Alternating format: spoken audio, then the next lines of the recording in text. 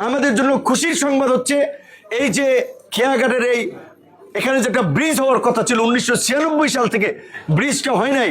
গত সরকারের আমলে ব্রিজটা হওয়ার মতো চূড়ান্ত পর্যায়ে এসেছিল। এই সরকার আসার পরে অর্থনৈতিক কারণে সেটাকে আপনার পিছিয়ে দিয়েছিল। কিন্তু আমার ব্যক্তিগত যে পরিচিতি, আমাদের যে অবস্থান, আমাদের অর্থ উপদেষ্টা, পরিকল্পনা উপদেষ্টা এবং এই ব্রিজ করে যেই মন্ত্রণালয়, সড়ক পরিবহন ও সেতু মন্ত্রণালয়ের উপদেষ্টা, তিনি ঢাকা বিশ্ববিদ্যালয়ের, আমি যেই হলে থেকেছি মহসিন হল, ওই হলেরই সাবেক ছাত্র বড় ভাই, তার মাধ্যমে তাদের তৎপরতায় এই ব্রিজটার কাজ এখন চূড়ান্ত পর্যায়ে। আশা করা যাচ্ছে আগামী ডিসেম্বরের মধ্যে এই ব্রিজটার কাজ উদ্বোধন হতে পারে। এবং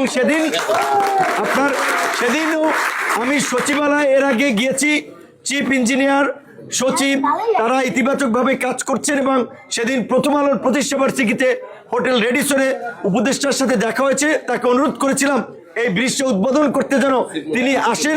তবে আশা করা যাচ্ছে সবকিছু যদি ঠিকঠাক থাকে, ওনার যদি গুরুত্বপূর্ণ রাষ্ট্রীয় প্রোগ্রাম না থাকে, উনি এসে এটা উদ্বোধন করতে পারবেন। তো দেখেন, এইটা কাজটা করছে সরকারি অর্থায়নে।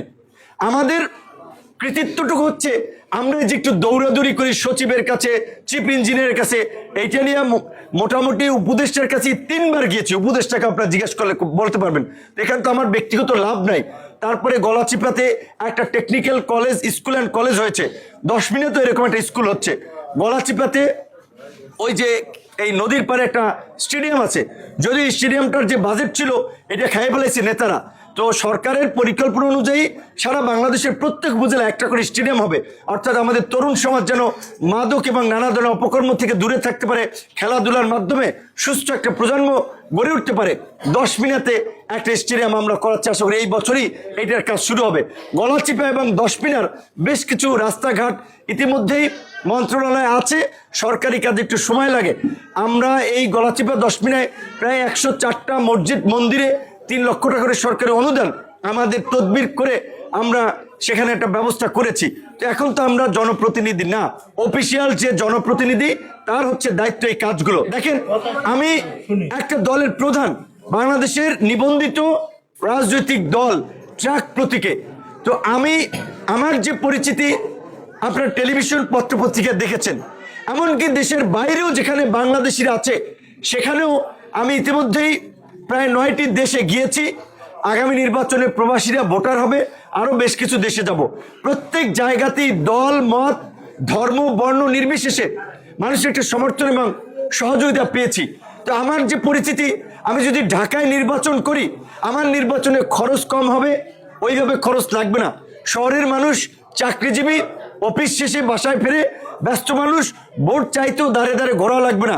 পত্রপত্রিকা, টেলিভিশনে তারা যথেষ্ট চেনে। শহরের চায়ের দোকানদারের কাছেও স্মার্টফোন আছে, তার দোকানে এলইডি টিভি আছে, তারা কিন্তু দেখে আমি কতটুকু অত্যাচারিত নির্যাতিত হয়েছি গত 7-8 বছরে মানুষের জন্য কথা বলতে গিয়ে। কিন্তু আমি এলাকা বাছাই করেছি যে আমার যে আল্লাহ পরিচিতি দিয়েছে, এই এলাকার সন্তান হিসেবে এই এলাকার মানুষের একটা হক আছে, এই এলাকার মানুষের একটা দাবি আছে যেন এলাকার মানুষের জন্য অন্তত কিছু করে। আমাদের এই গলাচিপা 10 মিনার পটুয়াখালী যারা চলাচল করেন, রাস্তাঘাটের বেহাল দশা, সড়ক মেইন সড়কগুলো, এই দেখেন গলাচিপা থেকে বদনাতলি যদি যান অবস্থা খারাপ। এই চরকাদল থেকে চরবিশ্বাসের মেইন রাস্তা 10 মিনিট যাওয়ার পথে একেবারে বাজে অবস্থা, ভিতরের গুলো তো আরো খারাপ।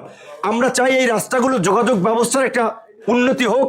আমরা চাই আমাদের ছেলে মেয়ে সন্তানেরা, আমাদের ছোট ভাই বোনেরা এই গ্রামে থেকে একটা মানসম্মত শিক্ষা পাক, স্কুলগুলোতে পর্যাপ্ত শিক্ষক থাকুক, হাসপাতালে ভালো একটা চিকিৎসা ব্যবস্থা থাকুক, আমাদের দেশের কৃষকরা তাদের উৎপাদিত পণ্যের দাম পাক, সঠিক দাম পাক। আপনারা জানেন কিনা আমি জানি না, তরমুজ উৎপাদন করে কৃষক, সাধারণ কৃষক, কিন্তু ওই তরমুজ ট্রলারের লঞ্চে তুলতে হইলে নেতাদেরকে চাঁদা দিতে হয়, 1 টাকা 2 টাকা 3 টাকা, বিভিন্ন জায়গায় নেয়।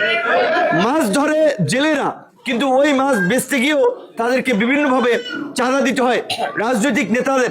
প্রকৃত অর্থে দেশে যত ধরনের মাদকের অপরাধ বলেন, সন্ত্রাস, চাঁদাবাজ বলেন, সব কিছু রাজনৈতিক নেতাদের পৃষ্ঠপোষকতায়, তাদের ছত্রছায়ায় হয়।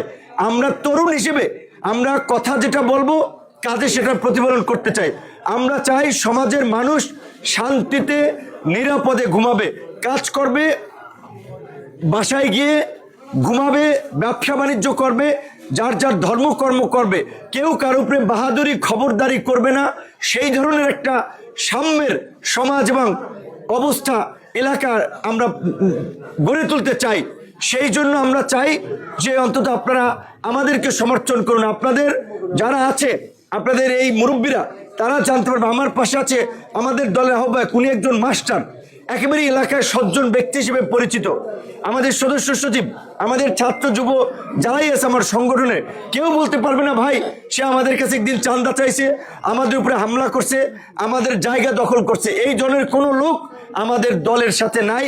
তবে আপনাদের প্রতি আমার আহ্বান, কিন্তু আপনারা কি সিদ্ধান্ত নেবেন, আপনারা কাকে ভোট দিবেন, কাকে সমর্থন করবেন, কার মিছিলে যাবেন, সেটা কিন্তু আপনাদের অধিকার।